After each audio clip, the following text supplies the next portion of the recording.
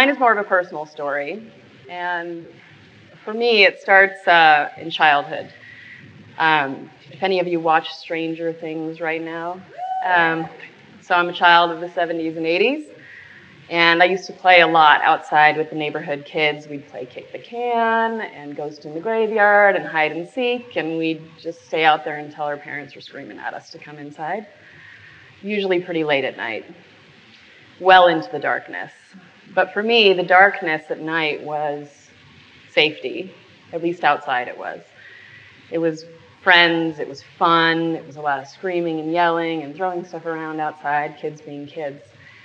But when I went inside to my house, the darkness was not a place of safety. At night in my room, usually in the middle of the night, the darkness would be interrupted by the silhouette of my dad smoking a cigarette, and I could just see the ember of the end of that cigarette in the doorway, and I would be petrified because I knew what was coming next. My dad was an alcoholic. He was a drug addict. He had mental illness, and he was abusive. When I was 9 years old, in the middle of the night, in that darkness, my father shot and killed himself in the bedroom next to mine.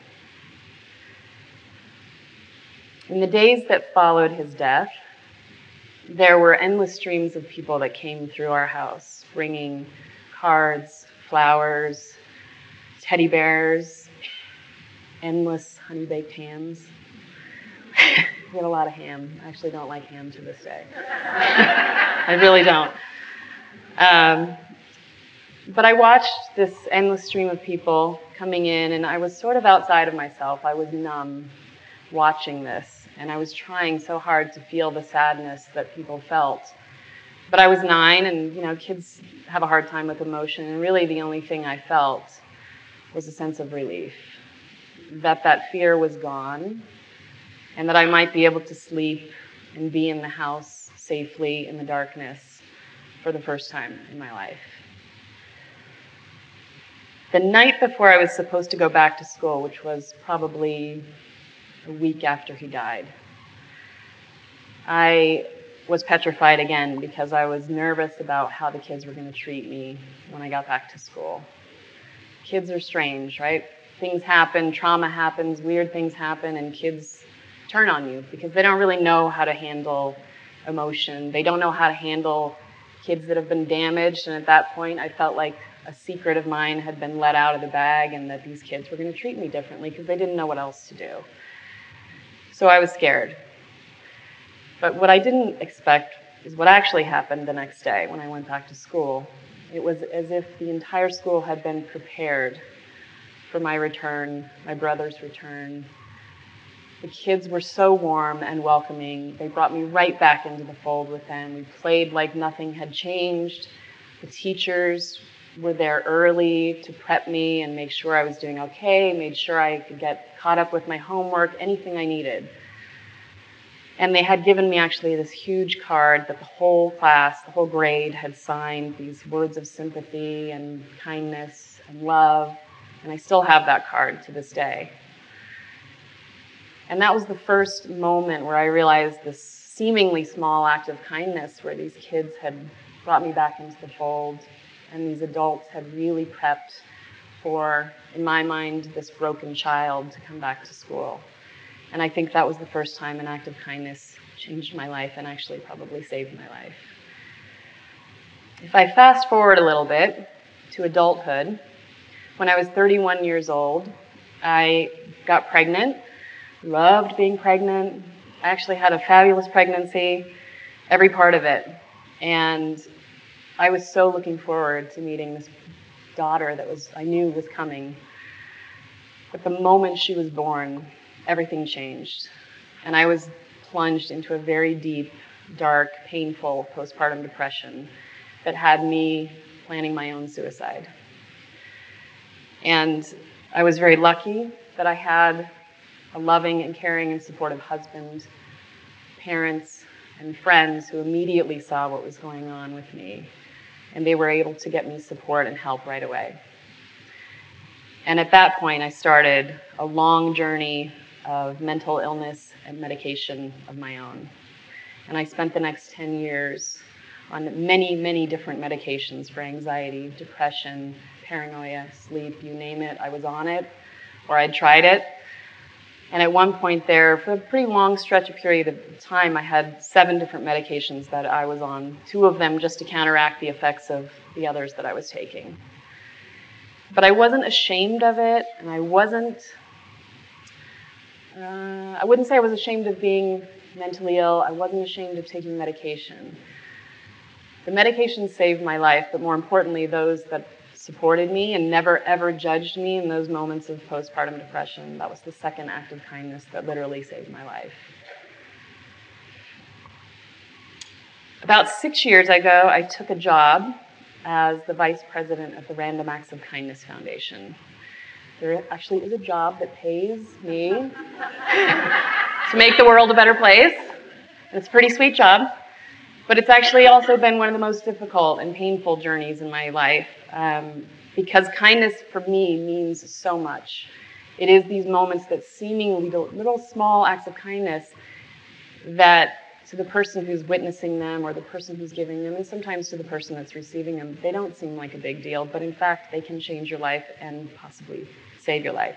And I wanted to be able to share that with the rest of the world. I wanted people to know the impact kindness can have on you.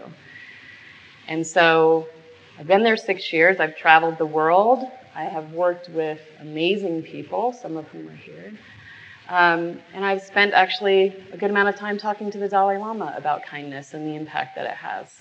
So I understand it from a personal level. I understand it from a global level. And I wanted to make sure other people understood it as well.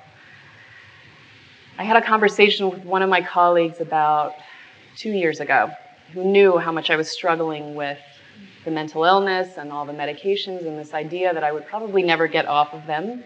My norm was that the rest of my life I would be on medication just like somebody who has to take medication for diabetes for the rest of their life.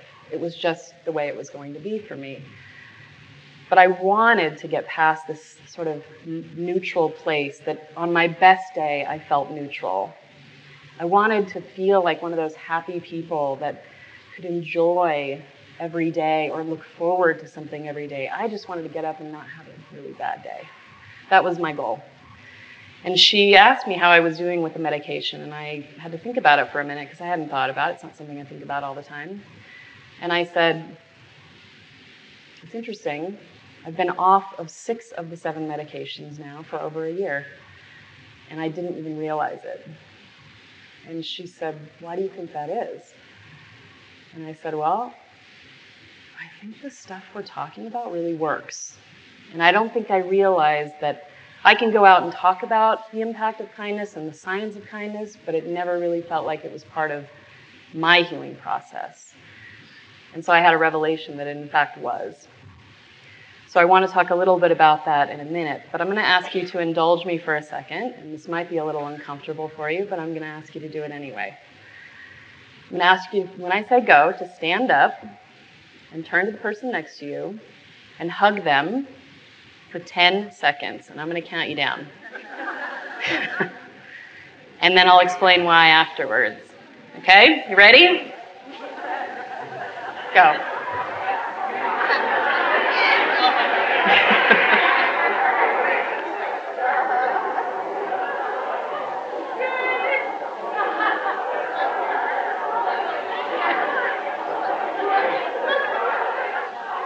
Okay.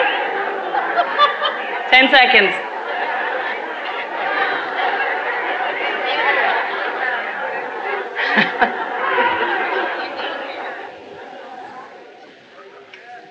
This is a great viewpoint up here because I can see both people who loved that and people who were super uncomfortable with that.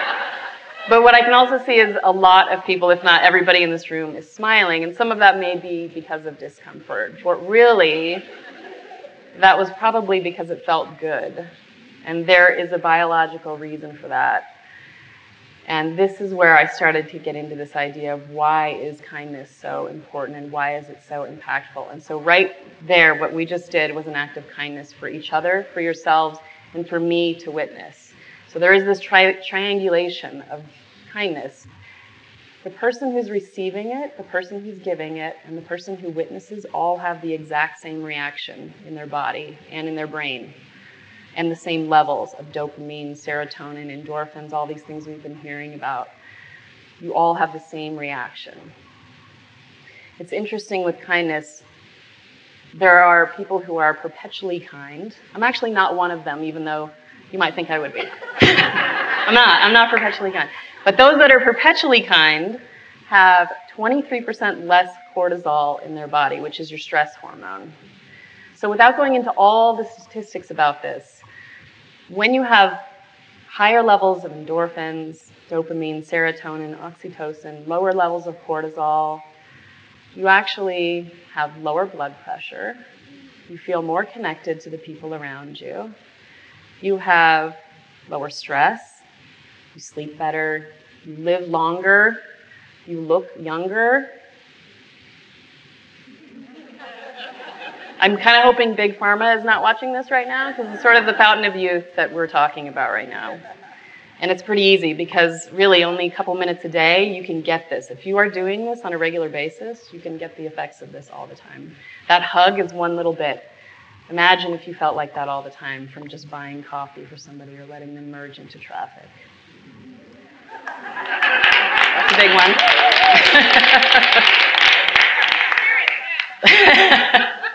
That one's a hard one, I know. So what you're doing when you're actually continuing to do acts of kindness is you're sort of filling your own emotional bank account. And when you are able to do that and put these things into this emotional bank account, or when somebody's doing something kind for you, you've got this overflowing emotional bank account so that when trauma comes, or crisis, or just really bad days, you can pull out of that emotional bank account and you're not overdrawn, if that makes sense. And we've all been there where we're really feeling overdrawn. So keep doing that. So based on my background, statistics would tell you that I should not be here tonight. I should probably be addicted to alcohol or drugs. I should probably be unemployed. I should be obese. I should be emotionally unhealthy. I definitely should not be successful. I should not be standing up here talking to a crowd of people about kindness. But I am here. Thank you.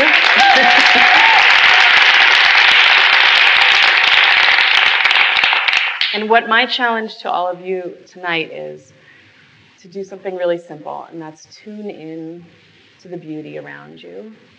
Recognize acts of kindness that you see, that you hear, that you feel, that you experience. Participate in them. That's pretty easy. It can be letting that guy merge in front of traffic. It can be buying a cup of coffee for somebody. It can be writing a letter of gratitude to somebody who's made a difference in your life and sending it to them. Better yet, you could deliver it in person and read it to them. You could hug somebody for 10 seconds. And you can do more of that, and it's really easy, and it doesn't have to cost you a thing.